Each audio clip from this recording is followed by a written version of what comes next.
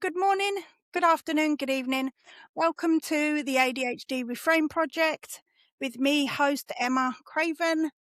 Welcome to our listeners. If you're back, this is the 10th episode. I think it's 10. I don't know. It's been a long week. Anyway, today I'm joined by Gareth. So Gareth is the first of over 100 people that commented on my post on LinkedIn when I was asking for podcast guests. So welcome, Gareth. How are you this morning? Because my brain is frazzled. See, Yeah, frazzled. yeah, can't even say it. Yeah, I'm Yeah. good. I'm glad it's the end of the week. Got my coffee next to me, fueled up. So yeah, I'm good, and I appreciate. Thank you for allowing me to be the first of your 100 people. It's a privilege, and it's nice to talk to you. And you. So, do you want to talk a bit about your diagnosis, or just explain a little bit why you were interested in coming and talking to me today, Um, please? uh, y- yeah, I found out very late in life that well, I say late in life. I mean, 40 isn't really late in life anymore, but I found out quite late into my career that I was diagnosed ADHD, and I was diagnosed ADHD because I was functioning in an area that had high volume work, and I was executive functioning all the time, and I was just risk managing and doing various different bits and things. And then I moved areas to have a baby with my wife and buy our first house at the tender age of 37. And when I got to the new place that I was working at, it stuck out like a sore thumb. I thought at the beginning this was down to being a new dad because I never had a dad before, because I've never been a dad before, and I thought maybe I was going through some type of depression. Finds out that I wasn't, and I had gone to some welfare counselling, and I'd got to the end of the hour, and they're like, "Well, there's a lot to deal with here." I was like, "Yeah, there's no surprise." And they said, Have you ever been a test for ADHD?" I was like, "No." So like, "Well, you're hitting a lot of factors. I can't diagnose you, but I think this is something you should look into." One of the things I've learned about ADHD is when you deep dive into something, you down a rabbit hole. So when I got armed with that information, I deep dived down that rabbit hole, and I didn't come out for quite a long time, which then led to a private diagnosis, which kind of changed my life for the better, for good and bad, but in the majority for the better. I love that. Yeah. I mean, I was 43 when I was diagnosed, and that was in 2019. Yeah, it's just we carry a lot of trauma, don't we, from the undiagnosed? I mean, I lost my mum in 2016. So I'm the I'm only sorry child. to I hear lost my that. mum thank you. Lost my mum in 2016.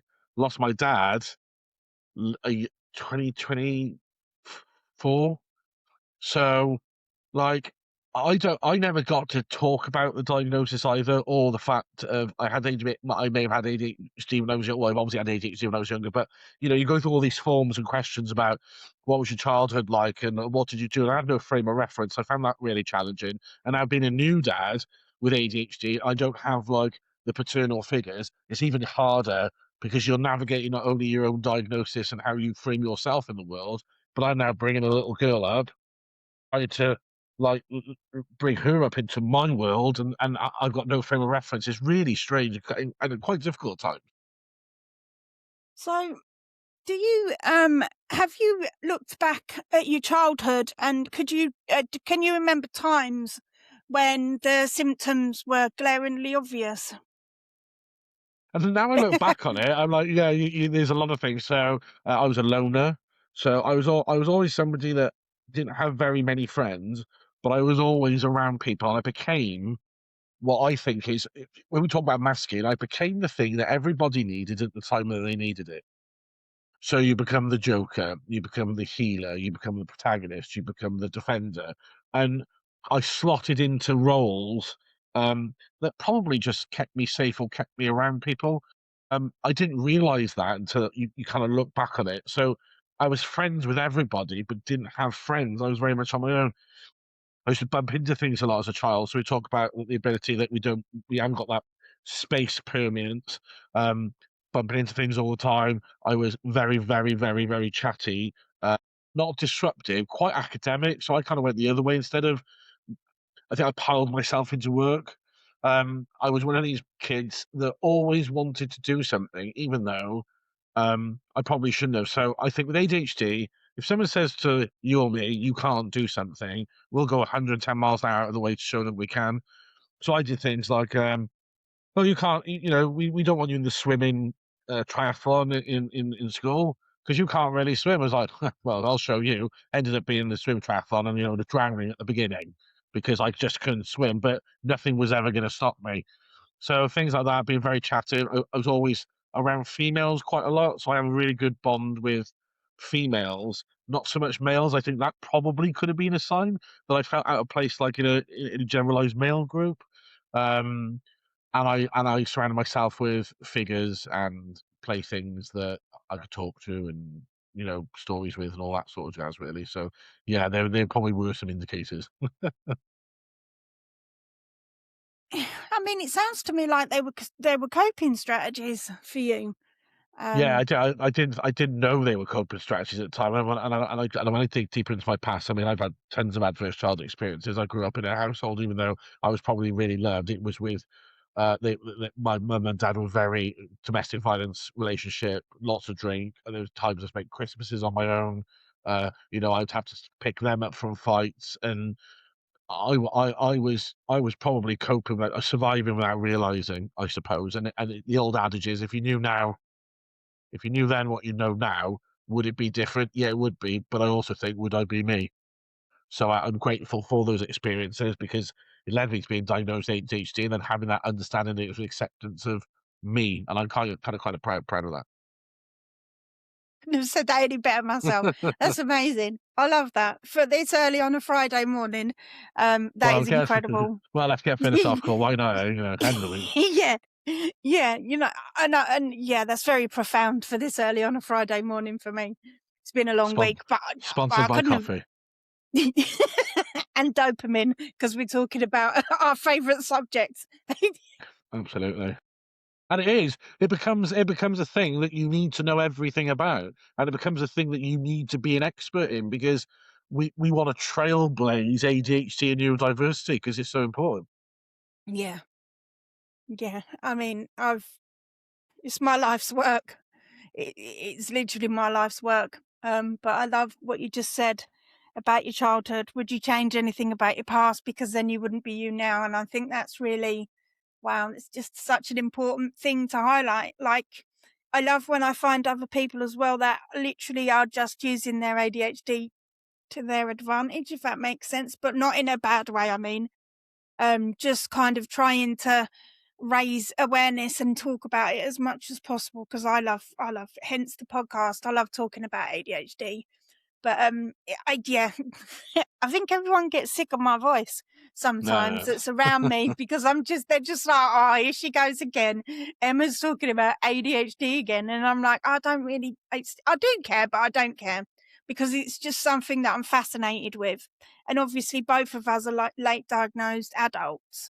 And I think it's really important, not just for women, but for men as well, to kind of highlight the challenges, but also reframe it into, well, it's made you the person that you are today. I mean, my daughter's 27 now and she's moved out and she's a qualified midwife. And I like to think that I did at least a decent job raising her. Yeah, Fortunately, I had problems with addiction, but I've been clean since 2007 and sober since 2019. congratulations. But thank you. Hard one, a very hard one. And like yourself, I had a lot of childhood trauma and I would just yeah, I lost for words. Anyway, how do you manage, parenting? You don't have to tell me about Well, your daughter if you don't want me to. oh no, I'll tell him. Typical ADHD. So my daughter's called Harmony. Harmony Angela Avon Spreadbury. So Harmony comes from. So I'm gonna give a bit of background into it because this is how my brain works. Harmony comes from Yeah, the please. Elton John song Harmony. So I found growing up, music was my thing. Always has been, always will be. That's my foundation. Gets me through my bad days, my good days. That's the thing I cling on to. So when I was thinking about having a child with my wife, I've always wanted a girl, and I always wanted the name Harmony. If Go and check it out if you like Elton John or any type of music. It's the end track of the Goodbye Yellow Brick Road album, and it's kind of like a lullaby. So we called her Harmony. Then Pip, my wife, decided, well, why don't we, like, because your mum's passed, would it be nice to call, add Angela in there? Because that was my mum's first name. I was like, that's a really nice testament to her. And then I always liked the word Avon because Avon means river because I'm a Welshman. But also, big, big, big, massive Hoovians, right? And you bring Harmony and Avon together. What do you get? You get River Song. So it combined everything that we absolutely loved in one name, which was just amazing. So she's just turned 3.5. She's spectacular. I nobody kn like most things, you don't realize how hard something is until you go through it, and you can from an outside point of view, before I was a dad, you can appreciate how hard parents work, but you don't really get it until you do it, and I find it amazing that you have this, like, little glob of putty that you then see start to fall with all the things that you do with it, and she's already turning into something more empathetic than I see in most people, like, she'll come up to me and she'll go, "You okay, daddy?" And you're 3.5. I'm like, "Yeah, I'm fine, baby." And she'll come up to me and she'll hug me, and then she'll just rub my back or tap my back, and I'm thinking, "You're 3." There are adults that don't know how to interact with people compassionately, let alone you. And she loves singing, so she's picking up on like piano playing and guitar playing and music and dancing. So I get tremendous joy out of watching her grow, but tremendous sadness that my mum and dad will never see it. And in relation to like the ADHD stuff, I'm kind of aware that I need to keep an eye out for things just in case that there's any like things that could mean that she's got like me, but I don't kind of worry about it because I just try. I've got no frame of reference for parenting anymore, so I just try to be me, and I just roll with the punches. And so far, so good. She seems to be turning out a little blinder, so I'm really proud. And yeah, hard work, but amazing. Yeah, yeah. Children are not for the faint-hearted. No, Definitely not for the faint-hearted. we're not. I No, mean, I was a single parent. I raised my daughter on my own, and it was horrendous at times because it was such hard work. more It power was to you because just that's horrendous. yeah, it's just something that and I was undiagnosed. So yeah, and lots of kind of issues along the way with my family. But it sounds to me like I started the ADHD Reframe project in the podcast because I wanted to kind of reframe ADHD from the negative narrative into like a more positive one, strength-based positive narrative. And I love the fact that you've talked a little bit about your childhood and then you're kind of interlinking it in with your daughter. And it sounds to me like you're doing an amazing job so far. Well, Like thank you. hats off to you. Well, I mean, like I said, I've got a frame of reference, so and I think this goes out to all new parents. You don't know what you're doing, and everyone has their different styles of doing it. But if you just do it with care and compassion, and you bring this back into ADHD stuff, justice, sensitivity, right? We always do the right thing for the right reason, no matter how hard it is or how bad it is to you. So I look at my baby and I think, well, I'm just going to always do the right thing because I don't know how to operate any other way. And I'm just gonna flow with it. Yeah, you're right, talking about, negativity surrounding ADHD. You listen to all the stuff that's in the news at the moment. We got, things like Wed Streeting, who I actually quite like, it seems, as a politician. Talking about, oh, we got too many diagnosed ADHD cases. I think that's a really, really slippery negative slope to go on because it's a little bit like going, well, how have we got to this point?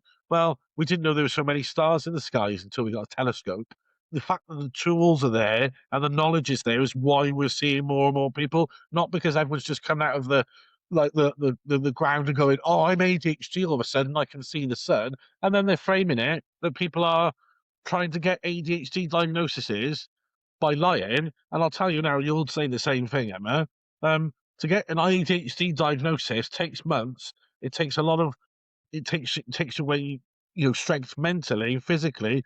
I couldn't lie my way through an ADHD process. It's just ridiculous, and you'd have to be a mastermind to try and get or want a diagnosis like that. So I get annoyed at that conversation because it's been spun in the media incorrectly, and then it gives people that have not got the diagnosis, it gives them not the want to either explore it or feel they're going to be stigmatized because they're going to get it, and I find that highly unfair. And unfortunately, the non-ADHD people just look at us as the problem because obviously there's politicians saying then things out loud. And then that's going to cause us a lot more stigma, discrimination, and stuff. It's just what really bugs me, I think, about like what you've just said is the fact that we have so much more to offer if you put us in the right environment and allow us to work in a way and do things in a way that's suitable to us. Like you're not going to find people that are any more hard workers than we are. Just give us a few reasonable adjustments and let us just do our thing. And then, so I think when it comes to politicians or even celebrities or my partner said that Ricky Gervais said a comment during one of his stand-ups recently about, you know, about ADHD being the new latest fad, or whatever. I Yeah. can't remember the exact Yeah. words. And I'm like, but Yeah. you're looking at someone there that's obviously a celebrity or is a comedian, and he's saying things like that. And unfortunately, what that damages us and other people that are worried or waiting to be diagnosed or worrying about that stigma, that discrimination, and how that's going to impact us and our life and our well-being. I just think unless you actually know what you're talking about, just be quiet. I'm sorry, but Just be shut up. quiet. Yeah. And I Yeah, don't if you're mind. in God, sorry. no, no, no, no, you go. And I don't mind if, I actually like Ricky Gervais as a comedian. I like the fact that, he's one of these people that takes all topics, and jokes about it, and I think if we can't laugh about a lot of things, then what's the point? So I kinda get his point of picking up on ADHD, but what I would like is if there is things like that that are framed as negative, you just need more and more people to come out with the positive because there's not enough influencers or celebrities that go out there and really band it out and make it shine because you know, the public don't get what they can't see, and this is the same with politicians. Just because you can't see it and you don't understand it doesn't mean that you have a right to be able to comment on it. If I was in a wheelchair, but you look at somebody and think, "Oh, they've got a disability, they clearly need help." People would go out of their way to help them. If you look at you or I walking the street, you wouldn't know there was any I say the word anything wrong with us. I don't think there's anything wrong with us, but let's frame it in the frame of a Yeah, yeah, disability. You wouldn't know that we have a disability, and people just think that they can comment, and it's that lack of understanding and foundational awareness that really bugs me because I see it in organisations, I see it in all parts of workplaces and an environment at the moment that people just get pushed aside because we're not interested. It's just, and like you said, it's just a fad. Well, it isn't a fad. I mean, we've grown up with 43 years of experience, 41 years of experience of what it's like to live with ADHD. You probably wouldn't wish it upon anybody. So to just dismiss it like that, I think it isn't great. yeah. It's unacceptable. And if any of these people that listen that we talk about on this podcast would like to reach out and talk about Yeah. this, I'd happily interview them. So then we can kind of have a little bit of a debate over it. But I'm for all for the positives, all for the reframe. And I wondered, has the ADHD caused any issues in relationships with family, with friends, Um, has at it caused work? any work? It's caused issues, um, because the greatest piece of advice I've ever been given is this, and this is now how I frame myself.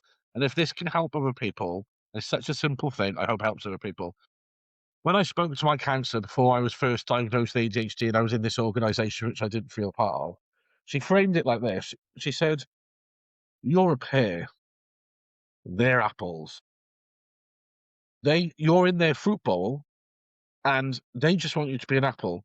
So you've either got to be happy with being a pear, or jump out the fruit bowl and find other pears." And I was like, wow. I've taken this thing on, right, called Be More Pear, hashtag Be More Pear. Because actually, what makes a good working environment or a good world? If we look at the world or a work environment as a fruit bowl, who just wants a bowl of apples, right? You want pears, strawberries, melons, pineapples, bananas, cherries, whatever it is. And I came away from that thinking, yes, I actually am a pear. I want to be a pear. Do you know what? Being a pear is great. Being an apple is great. but I can appreciate the apples. I just find that sometimes the apples don't appreciate pears. So now I go out of my way to continue to be a pear, right, and use that as a positive. So it's one of the greatest, simplest things that I've ever got used. And I find that in workplaces that you do stand out, but they don't know how to encompass you. And do you know the easiest way to encompass somebody that you don't know how? Just ask them. I mean, we'll Ask talk them. forever, won't we? Yeah. We will tell you. Sure, I can't stop on it when I go. We'll talk forever, and we'll just tell you the truth. You'll be there for the next 55 minutes. Like, how can we help you? Well, I'll tell you how. So, yes, it has caused problems at work, and also, weirdly, I find that people get threatened by people with ADHD. Now, if I can frame this in this way, that we sometimes see things that other people can't see, right? And I deal a lot with risk. So, sometimes when you see something that other people can't see, they get offended by it, they get defensive by it because they haven't been able to see it. And I kind of frame it like this, right? If you're in a car and you're driving at night, would you put your headlights on? Yes. Wear your headlights. I'm not commenting on you as a driver. I'm not commenting on your driving skills. I am just showing you what you just can't see.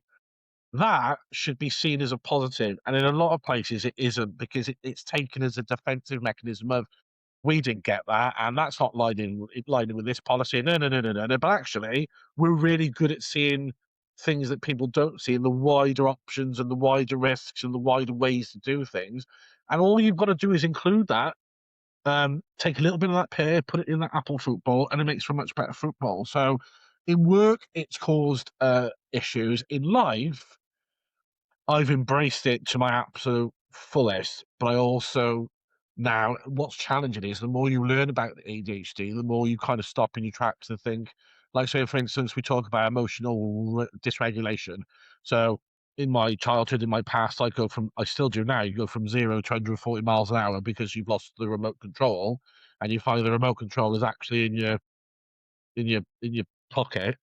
I now, when I, like, say, if I were to have a discussion with someone and they upset me, I take a step back and I start to think, is that the rational emotion, or is that my emotion getting the better of me? And I just take a little bit of time, and I also feedback of other people, because I'm conscious that I've been prone to overreacting.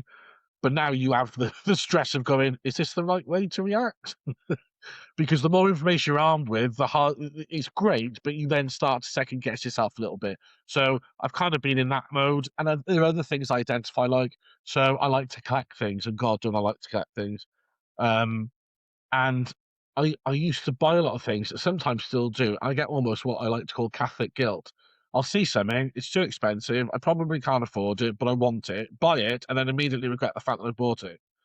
Um, which I don't know why I said that. Oh my god, Catholic guilt. And then I get that, I buy figures, I buy signed stuff. I like getting signed music posters, all this sort of stuff. And then I put it in a box, never to see it. I think, what have I done that for? And then I trace that back to my childhood, thinking, well, I never had those things. Now I'm in a position where I do, but it's almost like it's just for that kind of dopamine fix. I have to kind of be a little bit aware of myself at the same time. So Yeah. I actually embrace all the positives, and I even embrace the negatives, and try and just, like, water them down in places where it needs to be.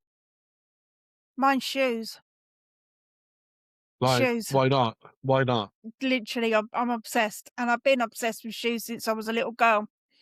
So But yeah, mine's shoes. that'll come from somewhere as well, won't it, that obsession with shoes? Yeah, yeah, That'll yeah.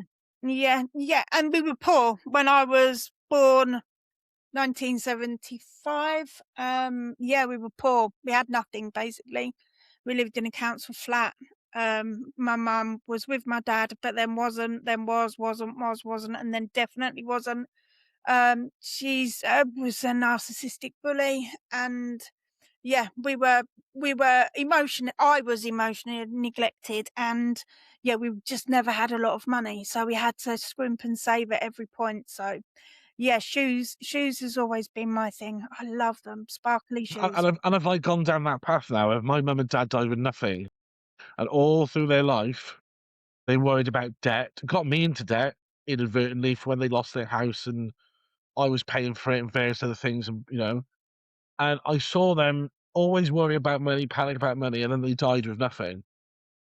and they're not worrying any further, and neither are people trying to get there now. And I'm not advocating for people go out, ADHD is why you get yourself £100,000 credit card now and treat yourself, But I kind of become less risk averse in the sense of, well, why not? You're here for a limited amount of time. If it's within your means and you can manage it, do it, because you're never going to get this time potentially again. So when I buy these things, I actually, even though sometimes I store things in boxes, I really appreciate them. And if you look around my house, I've got lots of signed music memorabilia. Some of it's costs quite a bit of money, but because music's my passion, I sometimes just sit there and glance up and go, wow, I've got a frame of Aretha Franklin signed piece of music on my wall that I think is Wow. respect. And I look at it, I Yeah. just think, it's Aretha Franklin, man.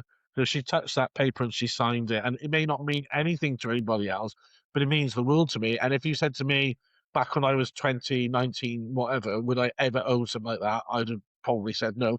But my mum and dad never ever owned anything like that.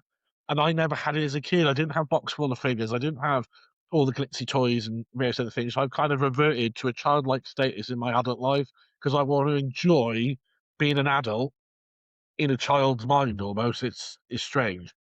Yeah. It's yeah. I mean, I've got shoes that are in boxes in the wardrobes upstairs. In fact, I think I might be getting close to like 200 pairs of shoes now. There's just shoes everywhere in the house. Some of them I wear, some of them I don't wear. I just look at them and they make me smile and make me feel happy. And like you've just said with your signed shoes, I don't know if that makes me sound a bit mental, No? but Why would but I, it? Yeah. but I look at the shoes and they make me feel. Well, why not? Is it? Yeah, but about Louboutins or whatever it is, Kurt Geiger's. I'm down with the shoes.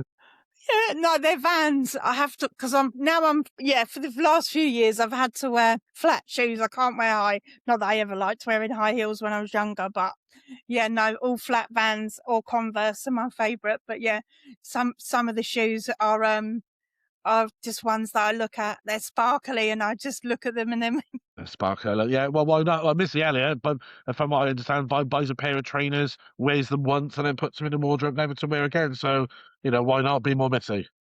yeah. Oh, yeah, exactly. Exactly. And I think it's really important as well that you obviously, you're clearly a trailblazer when it comes to your wife and your daughter.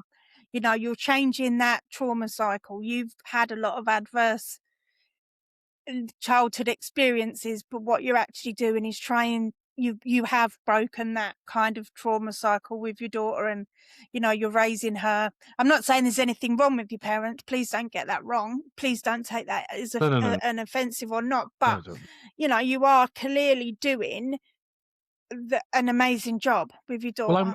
I'm really lucky because I'm one of the people that came out the other side because there's so many of us that go down the side of addiction and death and loneliness and homelessness and all that sort of stuff. I just feel thanks to the grace of God that I wasn't there. But I don't know whether it's I'm a really spiritual person as well, Emma. I believe in angels, I believe in, fate and Yeah, all that sort of stuff, and I hang on to me things too, like that. me But too. I'm all about, religion. I don't care what anyone believes in. Believe in whatever God you want or whatever path you want, as long as you don't hurt anyone else. I really don't care. So each to their own. So I don't define to a denomination. I just know there's something there. Um, but I was lucky because I don't know how I turned it, but the experiences I had, it just drove me forward. And I don't know that's because you get ADHD. If you're told you can't do something, you have this inability to go, yes, I will. And because you've been through such bad stuff, you kind of use that as the fuel of your energy to push yourself forward. Like I myself, so I said I love music. I'm self-taught on the guitar, self-taught on the piano. I'm really actually really good. I'm not blowing my own trumpet, but I'm actually really good, uh, and it gives me so much joy. But I got that because of people who told me I couldn't, and then I spent time showing them that I could, and from that, it's brought me lots of joy. So I don't know where it come from. I don't know who took me on the path, but I'm so glad that I was able to turn it into positive energy because I see so many people just go down a dark path. And, the Reframe podcast, what we're talking about is showing that we people will pull you out of it. You can make something of yourself if you want to. You just got to try and reframe Yeah. your experience. You know. Yeah. Yeah. And yeah, I mean, unfortunately, I've lost friends to suicide. I've lost friends to addiction. And now I can look back to when they were struggling and probably see that they probably had undiagnosed ADHD, but unfortunately, it wasn't picked up for them before they left this earth, sadly. Yeah. Yeah. And I think that's kind of even that's the I love turning the negative into a positive, but then I also love what you just said about pushing yourself forward. Like if someone says you can't do that, you do it. And I used to say, yeah, I'm just going to do it to spite you. But actually, I don't know if it was necessarily a spite. I think it was what exactly what you've just said. Like, if you've said that I can't do that, then I am actually going to do it. So you up yours, basically. I'm just going to get on and do it. And I do think a lot of the time, like in my wider life, people underestimate me quite a lot. I'm not laughing because that's funny. I'm laughing because it makes me feel a little bit uncomfortable. But I do think with many people, with many of us that are late diagnosed, a lot of people kind of underestimate. They don't think that we could do certain things, which is exactly what you've just said. You know, someone will say to you, "You can't do whatever it is," and then you'll do it and be the best at it. And I just think sometimes I love that because I think it's really important for us to think, do you know what? They've said that I'm not going to be able to do that. So guess what? I'm going to do it anyway. And Yeah. I'm now going forward not gonna call that spite. I'm gonna do it to spite you, to spite you. Um, but yeah, I do think there's still a lot of, just negativity. I thought that it was only women. I went on a long tangent then, I apologise. My brain It's is all just right. starting to Go wake go up a for little it. Go bit. for it. So since for the last couple of years, I'm studying psychology at the moment, a degree in psychology, at online, so it's 100% online. I don't go into a campus. But since I started studying psychology, I feel like I've gone on even more of a journey of self-discovery. So the more that I learn within my studies, the more that I understand myself, and the more that I'm able to kind of reframe what I'm saying, what I say or what I do. And I think because I've lived many, many, many years as a bit of a ditzy blonde who forgets things, who's always late, who's always like a tornado, my mum used to say, or, you know, always kind of just really chaotic and, you know, rushing around in your face and or not, or just being really oversensitive and stuff. Like when I managed to achieve things since I was diagnosed and medicated, it's like that people are like, oh, wow. Like, and you know when you can, because I'm very intuitive with body language and stuff, and I can imagine that you are too, Yeah. um, probably more than I am, but I generally will kind of pick up on signs, even if it's on like a virtual screen like we are here today. You can still kind of pick up on things, can't you? Because I think we're just programmed to be hyper vigilant and hyper in tune with everything that's going on around us. And I can see that they're like, huh, like almost like, wow, they're impressed. And the reason why I wanted to tell you this is because I'm just as impressed as well.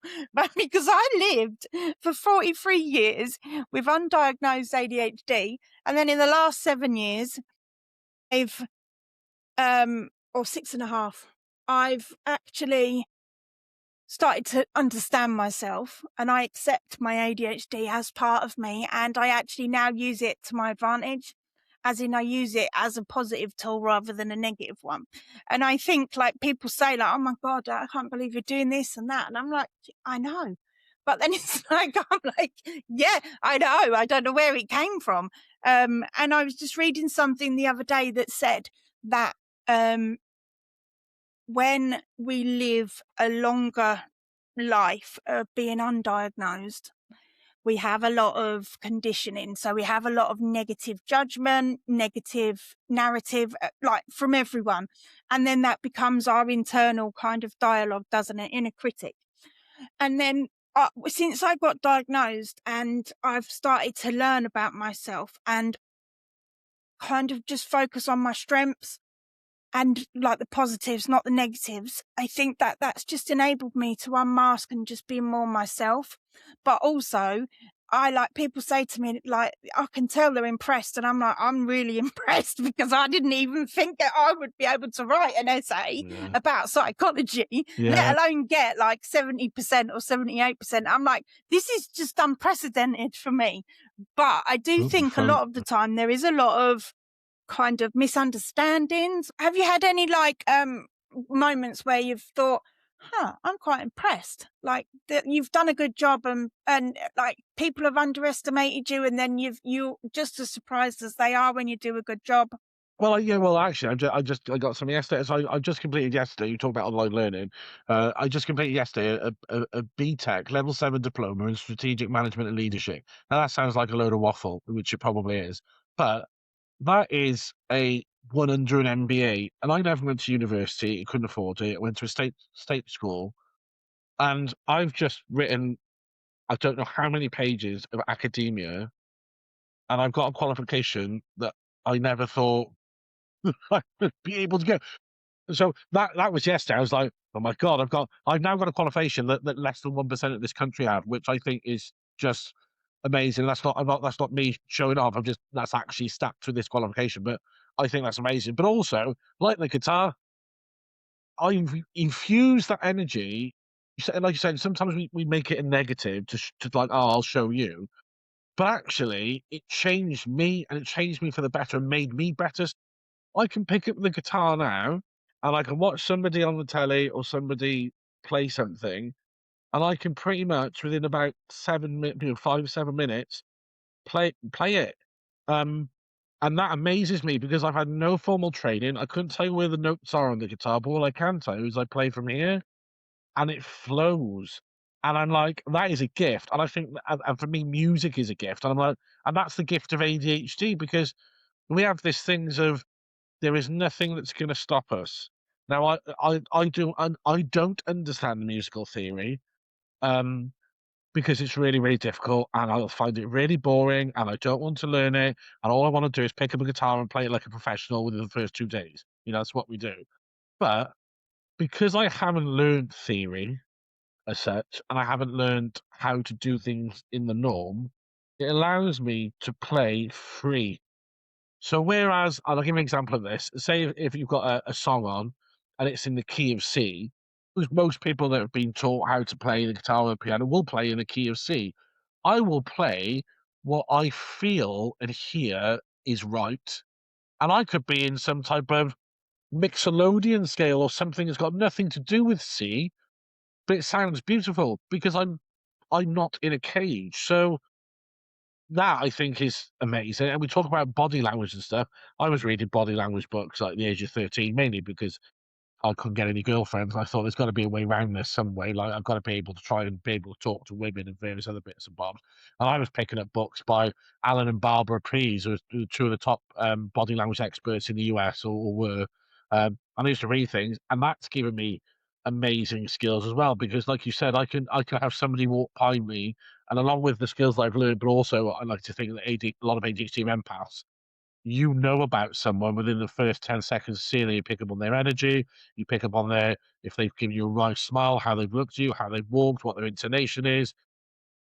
I find all that type of stuff incredible. So I look at all the gifts that I have, and these are gifts that have been God given and ADHD given. And had I not have the ADHD, I probably wouldn't have a lot of those things. So I am super grateful for it.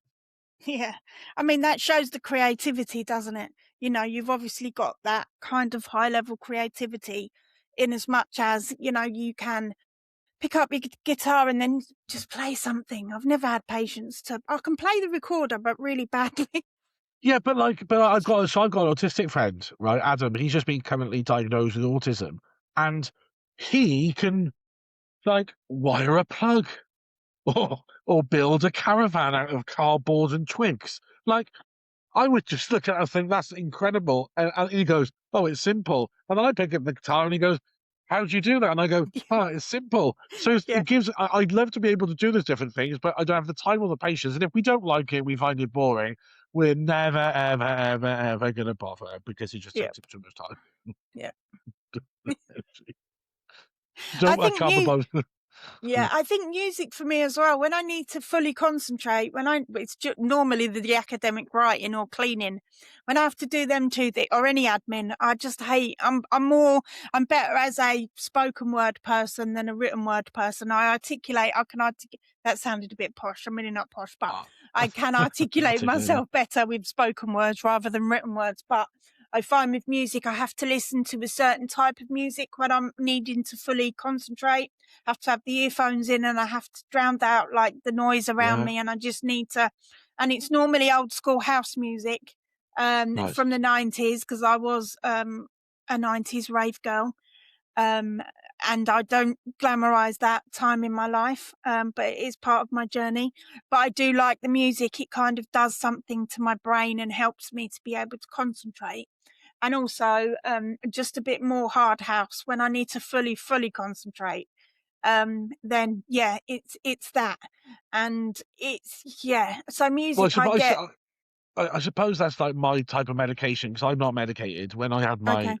diagnosis, they didn't give me the opportunity to medication, and it's not something that I've really explored because I appreciate people get medication, and I'm glad for them that do them each to their own. But it's not something that I feel I want to do at the moment. But by the by, music is kind of like my medication, so I listen to it and just transform because we're really emotional people as well. So if we do have those relations in emotions or have those thoughts. Music can take you to places that you never think they can take you. And I can sit there, I can cry over, you know, "Comfortably Numb" by Pink Floyd and listen to the solo, and it'll take me off somewhere. Or I can listen to, I don't know, BB King and listen to him play "The Thrill Is Gone" and you know, think about love's lost and all this. So you know, I find that pretty amazing. And here we go, there's ADHD field training off subjects. Can't remember what I'm talking about now.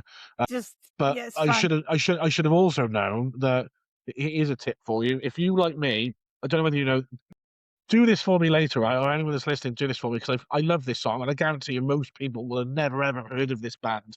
I love classic rock and various other things, but I also pick up on other music. There's a band called the Goombay Dance Band. The Goombay Dance Band. And there's a song called Seven Tears. It basically like it almost feels like the male version of ABBA.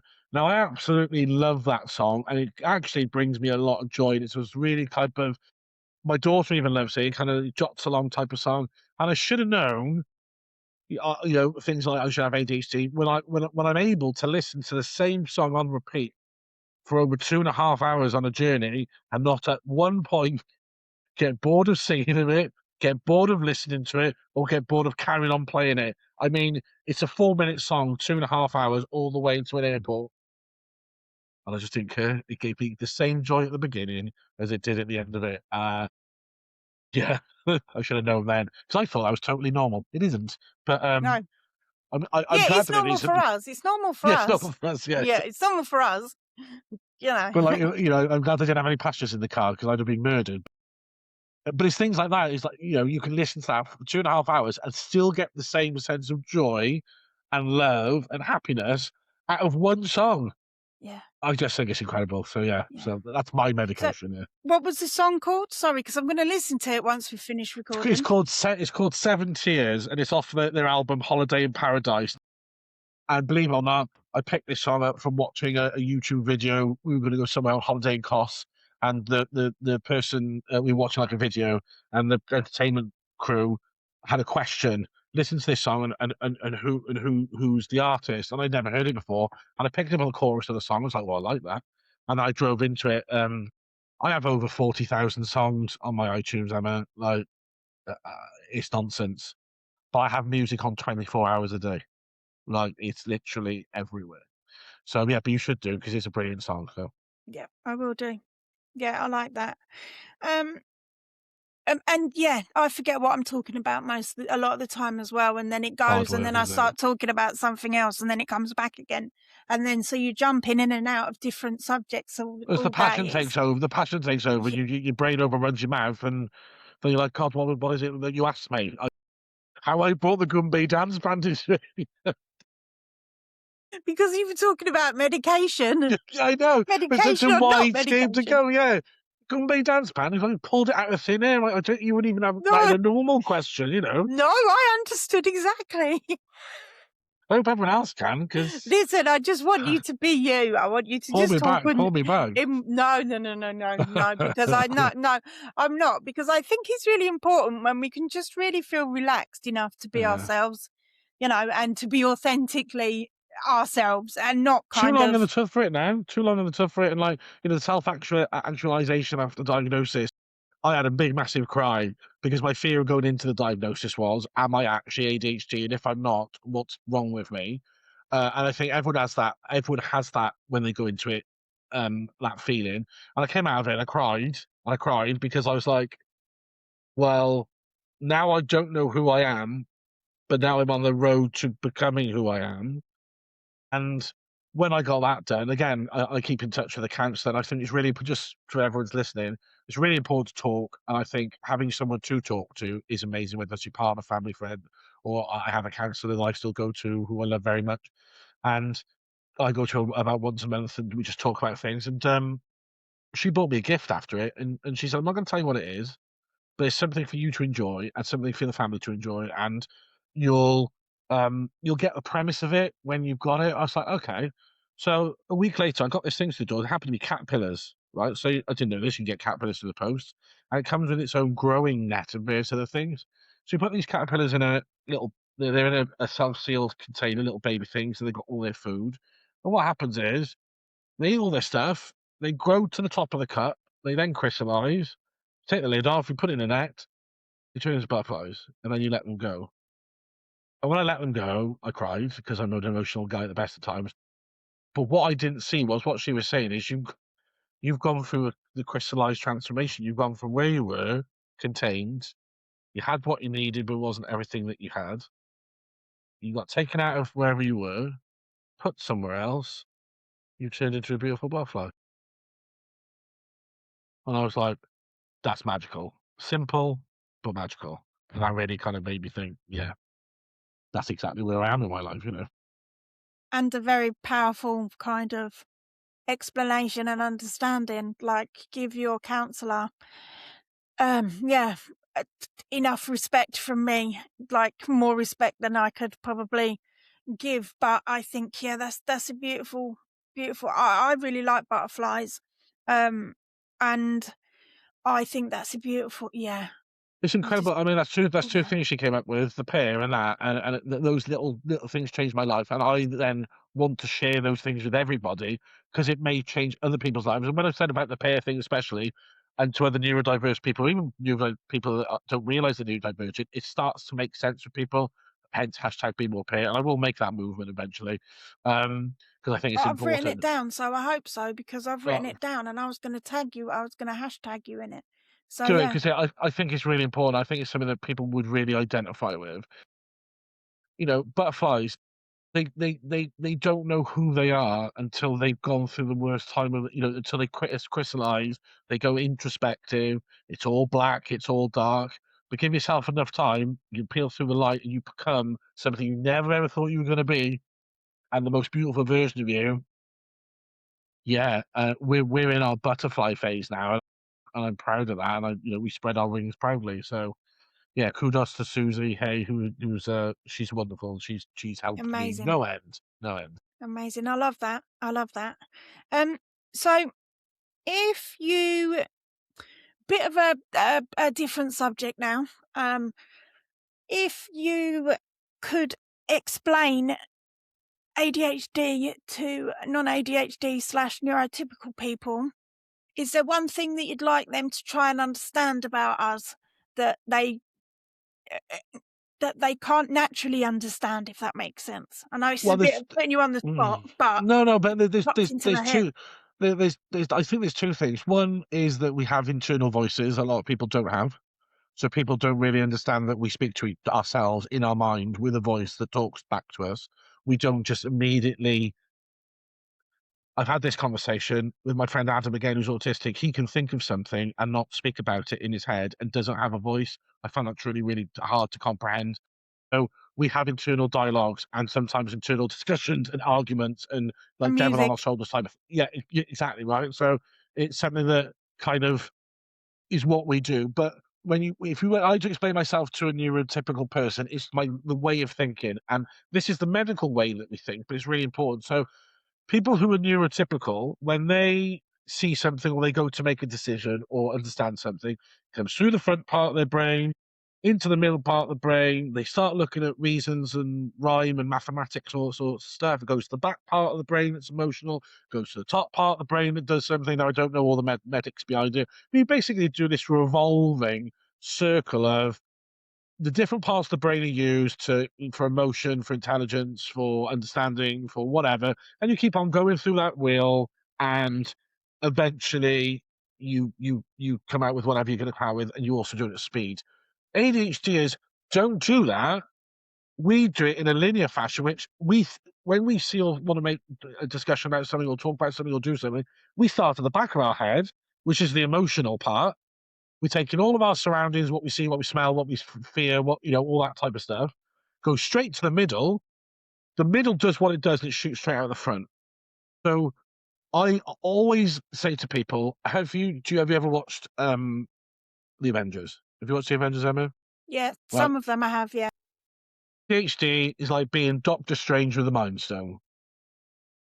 It's that simple. Somebody goes, "Do you want to do something?" You're like, yeah, I've gone from 15,735 outcomes, but I'm only going to choose one, like that. So if you ever want to say what ADHD is like, it's like Oh, being I'm Doctor sorry. Strange, Yeah, I'm sorry. and that's how I Yeah, frame it to people. yeah. And I think as well, I can't remember what the film's called now. It's Bradley someone, and Bradley Cooper. he finds the medication, and then he Yes, takes. yes, for the fast thing. Yeah, I know that one you're on about. Yeah, Yeah, I do you don't know know the the name. film Yeah, I'm talking? I yeah, I can't remember do. what it's Yeah, I called have. now, Yeah, but no, my that's how partner's good a it film was. buff. But yeah, sometimes I kind of say, well, that's kind of what it feels like to have ADHD when you're just like, like hyper aware of what's going on around you, and but you need yeah. So I love that the prefrontal cortex and the basal ganglia. So That's the it. prefrontal cortex is responsible for, and I'm not a medically trained person, I'm just a psychology student. So yeah, the prefrontal cortex controls our executive functioning, so day-to-day planning, how we prioritize things. And then the basal ganglia at the back of our heads, back of our brains, is responsible for our emotional responses to things. And obviously for us, the two things are broken.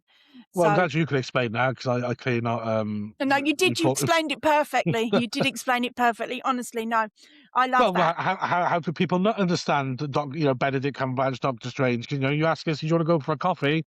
Yeah, we can, but 15,000 things are going to go through our head of how we get there, what coffee we're going to have, what am I going to dress, what's the weather going to be like, how am I going to be able to get there on time? So so it's an interesting place to be all the time because you're doing that on every single decision you make in your entire life. But yeah, but still a superpower, still an Avenger, so it's okay. Exactly. So no wonder we get exhausted and burn out Yeah. quite quickly. So for young children, or teenagers that um feel different. I like to call us different. We're not disordered and we're not deficits. We're different. We're just different. Different behavior, different brain processes. Um, do you have any advice for any younger people than us that may get diagnosed or may not get diagnosed before I'd like to try and break that trauma cycle so young children, um, before they leave school are at least in the system to try and get them assessed. Yeah, it's hard. So I know it's challenging to try and think, but I just wonder if there was one thing that you could say to your younger self, whether actually you're a teenager or even a small child, is there anything particular that you would like that young person that you were back then to know? Yeah, and this is gonna. I hope nobody takes this the wrong way when I say the first part of this what the advice I'm going to give you, because it sounds horrendous, but you'll get the meaning from it when I finish what it is that I'm saying, which is this: life is meaningless. We bring meaning to life. So it's whatever we choose to put our emotion in is the stuff that we need to put our emotion in. And if I thought back when I was a child about what made me happy, instead of worrying about how I make others happy or how I make others feel, I'd have been a lot better off. Because you see people get upset by people's comments, people get upset by the fact they're not included in something, or they're different, or they're perceived differently. I mean, I've been there, been through bullying. It's absolutely horrendous, but it doesn't mean anything. We bring meaning to stuff. So we have to start to think we don't want to hold on to negative meaning because it doesn't serve us. Find something that makes it meaningful to you, because they're not there worrying about you sitting at home using their emotional energy thinking about you when you're sat in your bedroom, crying or having a hard time. They're getting on with their lives and you're missing out on yours. So when I say life is meaningless, life is precious, but you put the meaning into what's important. And that's what I try and do now. And that's why I say to everybody when they're struggling with things, or I hate my job or this sort of stuff, don't put meaning into it then.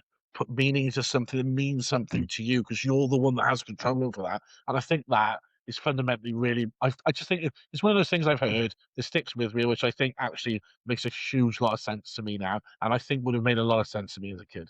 Yeah, I love that. Yeah. We bring And the I meaning to it. yeah, it's just got my little brains just like, yeah, I really like that. And I think probably for me, I would just want to say, um, stop worrying about what other people think. Like, run your own race, which I think is probably similar to what you've just said. Find the meaning in your life and run with that, rather than, because life's a journey and not a destination. And we have to try and live our lives the best way that we can. And I think that for younger people, I think it's really important for you to know is there's nothing wrong with you. You're fine. You're different. Yes, you are in a minority, but that's a positive minority, because what we give to our lives and the people around us far outweighs the challenges that we can face. Well, So yeah, and it's okay to be different. Different. Let's take it back to the fruit bowl, right? You're born into a world of apples. You are a pear, you're a pineapple, an orange, a banana, a cherry, a strawberry. You are what makes the fruit bowl colourful and appealing enough for people to enjoy it. So if you don't feel like you fit in, that's a good thing, because you're a different type of fruit, and everybody needs a different type of fruit. So let that empower you instead of looking like you're different, because that's the superpower. Anybody can be an apple, but not everybody can be a pear. yeah, yeah. There's Hashtag be lots more of pear. people. Exactly. Hashtag Be Be more be pear. more pair. Yeah, Yeah. I've got it written down, and the song that you suggested as well. So, yeah, I've got it written down. Um, but yeah, no, I love that. I love that.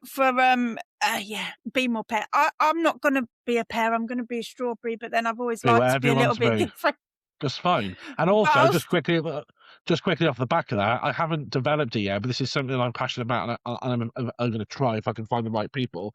I want to actually create a book called The Neuro Fruits, right? And I've done lots of different. So I've got different characters. You've got the pear that's got ADHD. You've got the bunch of grapes that have got OCD and all that sort of stuff.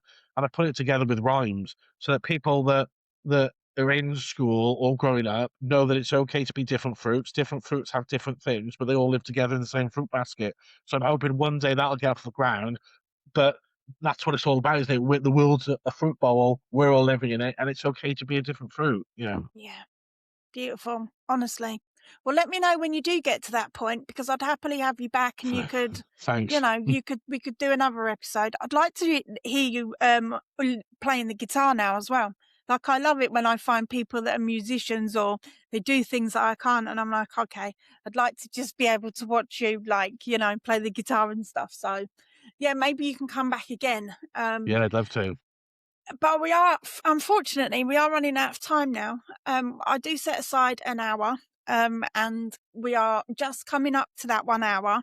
I just wanted to say a massive thank you, Gareth. I'm really grateful that you've given me an hour of your time this morning. And, you are the first in the line of many guests that I'm going to be having in the future. So it's been an absolute pleasure having Me too. you as a Thank you. guest. And thank you for your pearls of wisdom. I will ask from you once I've edited and published is that you just share the links on your social media, Yeah, of course, yeah. just to try and get the message as far reaching as I can get it.